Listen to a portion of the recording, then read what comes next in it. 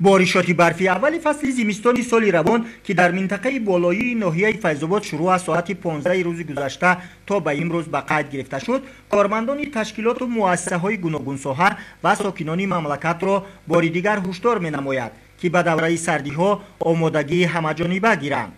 بلندی برفی باریده شبانه روزی اخیر در برخی از دهه‌های ناحیه فیض‌آباد تا 20 سانتی متر بوده. از روی اطلاع مسئولان ساحه، مؤسسه دولتی راه‌های اتومبیلگرد ناحیه فیض‌آباد تا این لحظه توسط تکنیک‌های ساحوی راه‌های نقلیاتی فیض‌آباد رشت پره از برف تازه کرده شد. برای تازه‌گردانی راه از برف امروزه باریده با راه‌اندازی تدبیرهای سریع‌وقتی، مؤسسه دولتی نگهداری راه‌های اتومبیلگرد ناحیه فیض‌آباد و با جلب 30 نفر کارمند سریع وقت مسافه 15000 متر راه‌های اهمیت جمهوریابی از برف باریده تازه گردیده، رفت آمد منظم واسطه‌های گوناگون نقلیات تامین کرده شد. از جانب مسئولان و کارمندان ساحه، مؤسسه دولتی نگهداری راه‌های اتومبیلگرد ناحیه فیض‌آباد برای دوره سردی‌های سال 2023-2024 تدبیرهای سودمند راه‌اندازی کرده شده است.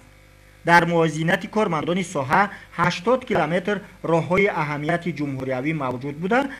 برای رفع مانعگی‌ها و سریع وقت تازه نمودن راه‌ها از برف، 10 عدد تکنیکای ساحوی، 600 کوب مواد ضد لغزشی و 5 تن سوزشواری در انبار و نقطه‌های معین گردیده ذخیره نمودند که برای پوره برآوردن موسم سردی‌های زمستان بسنده است.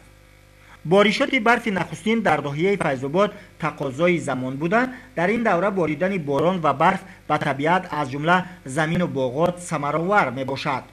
بارشات باران و برف نشانه از آن می‌دهد که سال آینده کشاورزان حاصل فراوان غله‌دانگی و زراعت‌های گوناگون به دست می‌آورند. از روی اطلاع متخصصان، روزهای آینده نیز در مملکت باریدن باران و برف در نظر داشته شده، هوا نسبتاً سرد می‌شود.